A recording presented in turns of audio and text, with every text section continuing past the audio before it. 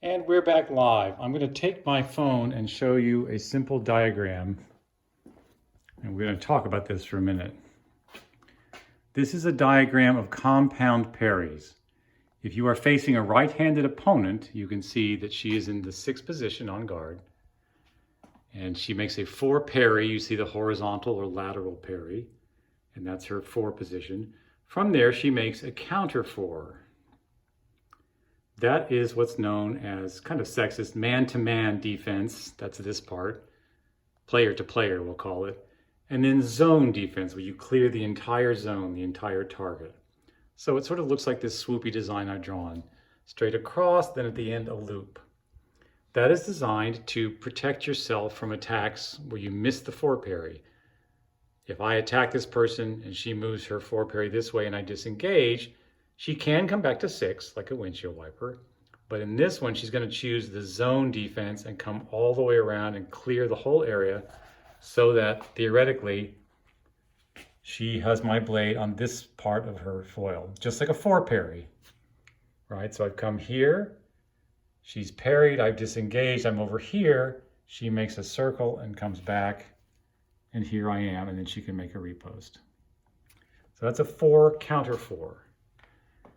Its partner has one extra step. This is a 4-6 counter 6.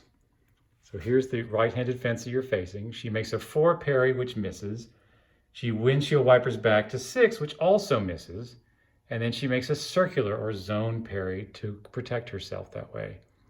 So from normal on guard position, she makes a 4, which misses, a 6, which misses, and then a counter 6.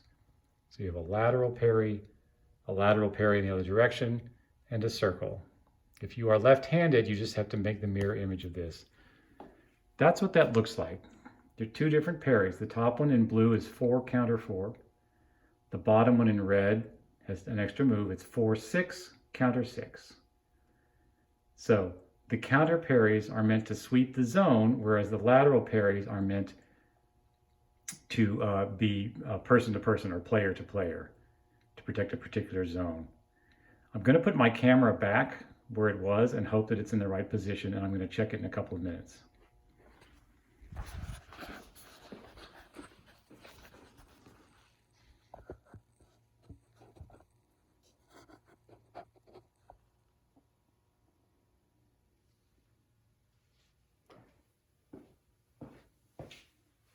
So you know these parries, but we're going to practice them. So stand on guard with me.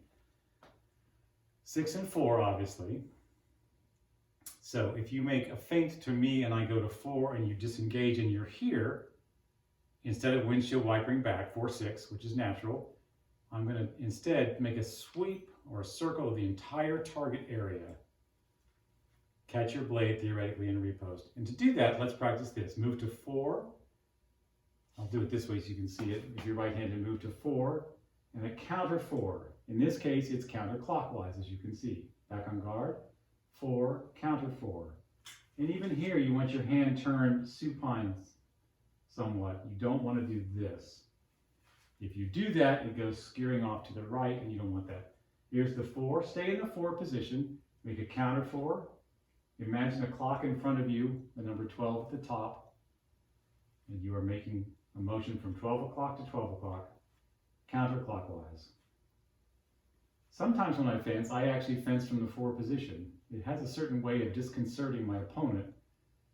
I'll show you that. So 4, counter 4. If I fence like this at times, one advantage is that this part of my arm actually covers up a little more target as opposed to this.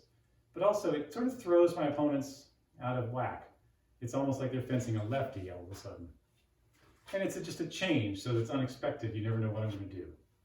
So we'll start from 6, go 4, lateral, counter 4, circular, back to 6. 4, lateral, counter 4, circular, back to 6. 4, lateral, counter 4, back to 6. 4, counter 4, 6. 4, counter 4, 6. 4, counter 4, 6. I'm going to check the video and make sure it works, and we'll resume in the next segment.